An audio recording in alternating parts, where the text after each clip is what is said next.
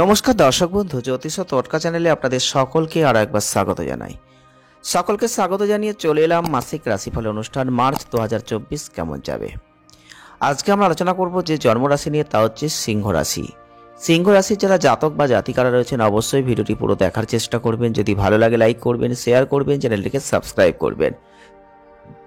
যারা সিংহ রাশির জাতক বা জাতিকারা রয়েছেন, আপনাদের কর্মজীবন, অর্থজীবন, প্রেম জীবন, স্বাস্থ্য জীবন, পারিবারিক জীবন কেমন যাবে, কি ফল পাবেন, কি হারাবেন, সব কিছুই কিন্তু একটা ভিডিওর মাধ্যমে আপনারা জানতে পারবেন। তাই ভিডিওটি পুরো দেখুন। যদি আপনার জন্মরাশি জানা থেকে থাকে লাইক করুন, শেয়ার করুন, চ্যানেলটিকে সাবস্ক্রাইব করুন। আজকে আলোচনা করতে চলেছি সিংহ রাশির মার্চ 2024 কেমন যেতে পারে। প্রথমেই বলবো, সিংহ রাশির যারা জাতক বা জাতিকারা রয়েছেন আপনাদের ক্ষেত্রে এই মার্চ 2024 মাসটা অত্যন্ত গুরুত্বপূর্ণ মাস। এই মাসের শুরুতেই দেখবেন আপনাদের রাশির অধিপতি রবি শনির সাথে সপ্তম ঘরে থাকছে। জীবনে উত্থান পতন দুটোই আপনি দেখবেন। আপনি ব্যবসা করুন বা ব্যক্তিগত জীবন, এই দুটো ক্ষেত্রেই দেখবেন একটা উত্থান পতন আপনার জীবনে আসবে। মাসের শুরুতে ষষ্ঠ ঘরে মঙ্গল, শুক্র এবং অষ্টম ঘরে রাহুর উপস্থিতি আপনার স্বাস্থ্যের মধ্যে উত্থান পতন কিন্তু দেখাচ্ছে। যদিও দেবগুরু বৃহস্পতি সময়ে সময়ে আপনাকে অনেকটাই ভালো ফল দেওয়ার চেষ্টা করবেন এবং অনেক ঝামেলা থেকে কাটিয়ে ওঠার চেষ্টা কিন্তু তিনি করবেন।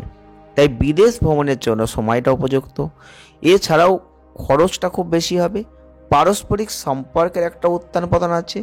কিছু কাছের এবং প্রিয়জনের সহযোগিতা কিন্তু এই মাসে আপনি পাবেন। বিশেষ করে বিবাহিত জীবনে চাপের পরিস্থিতি আসতে পারে। প্রেমের ক্ষেত্রে ধারাবাহিকতা থাকছে। এই মাসে আপনাদের একটু সতর্কতা অবলম্বন করে চলতে হবে, তাহলে কিছুটা হলেও আপনি নিজেকে সুরক্ষিত রাখতে পারবেন। চলে আসবো বিস্তারিত ব্যাখ্যায়। কর্মজীবনের দিক থেকে এই 2024 সালের মার্চ মাস মধ্যম ফল কিন্তু আপনাদের দেবে। যারা সিংহ রাশির মানুষ রয়েছেন আপনাদের ক্ষেত্রে অবশ্যই বলবো, কর্মক্ষেত্রে কঠোর পরিশ্রম করার মনোভাবটা জোগাতে হবে। আর যারা চাকরি করছেন প্রচুর কঠোর পরিশ্রম করুন। আপনাদের ক্ষেত্রে কিছু ভালো লাভের একটা আশা আপনি করতে পারেন। ব্যবসা যারা করছেন মাসের শুরুতে রবি শনি বুধের সাথে সপ্তম ঘরে বসছে, এই কারণে ব্যবসায় উত্থান পতন হবে। এবং আপনাদের ক্ষেত্রে অবশ্যই বলবো, ব্যবসা ক্ষেত্রে হঠাৎ কোনো পরিবর্তন কিন্তু এই মাসে আসতে পারে, যার জন্য আপনাকে আগে থেকে একটু প্রস্তুতি নেওয়ার দরকার রয়েছে। আর আপনাদের একটু প্রস্তুত থাকতে হবে সমস্ত কিছু ক্ষেত্রে। ব্যবসায় আপগ্রেডের প্রয়োজন আছে এই মাসে।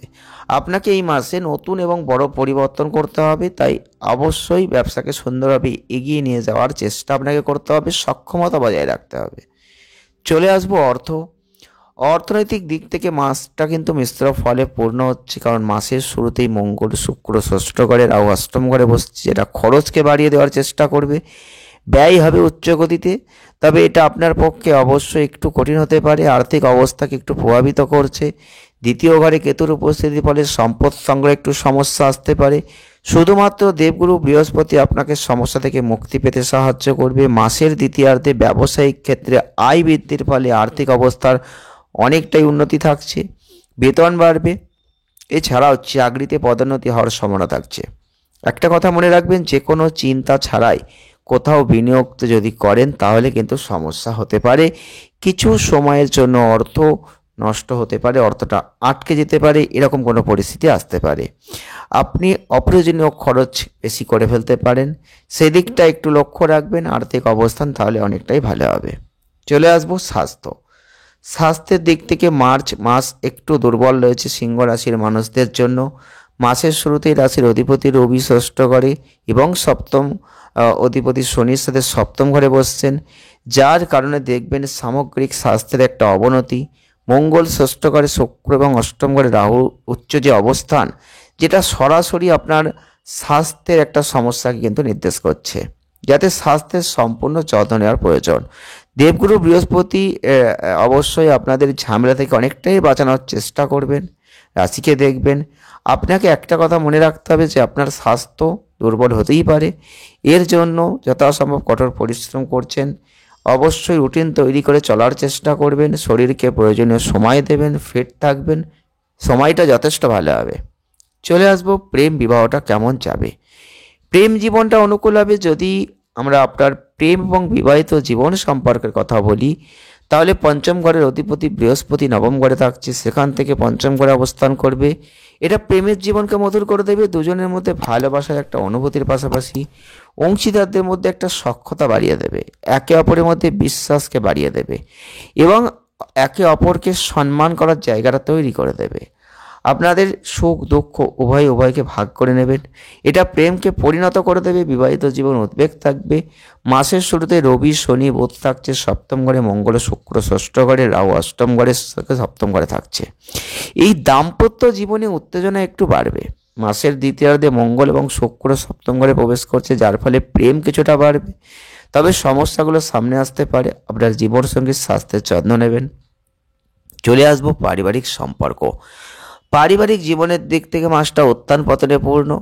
কেতু মহারাজ দ্বিতীয় ঘরে উপস্থিত থাকছেন এবং 15 মার্চ থেকে মঙ্গল সপ্তম ঘরে এবং দ্বিতীয় ঘরে প্রবেশ করবেন। সময়টা পরিবারের সদস্যদের মধ্যে টানাপোড়েন বিবাদকে বাড়িয়ে দেবে। আর এই মাসটা আপনাদের পারস্পরিক সম্প্রীতি, যে কারণে আপনাকে বিভিন্ন চ্যালেঞ্জের মুখোমুখি দাঁড়াতে হবে।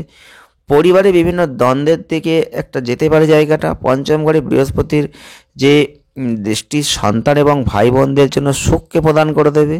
মাসের শুরুতে চতুর্থ ঘরের অধিপতি মঙ্গল ষষ্ঠ ঘরে থাকার কারণে সম্পত্তি সংক্রান্ত কোনো বিরোধ আসতে পারে, পরিবারে অশান্তি হতে পারে। তবে মাসের দ্বিতীয়ার্ধে চ্যালেঞ্জগুলো আস্তে আস্তে কমবে এবং আপনাদের পরিবারে শান্তি ও সুখের জায়গাটাও আসবে। মাসটা জুড়ে পিতামাতার স্বাস্থ্যে একটু আপস অ্যান্ড ডাউনসের মতো পরিস্থিতি আসতে পারে। স্বাস্থ্যের তাদের যত্ন নিন, তাহলে যথেষ্ট ভালো জায়গা কিন্তু আপনি দেখতে পাবেন।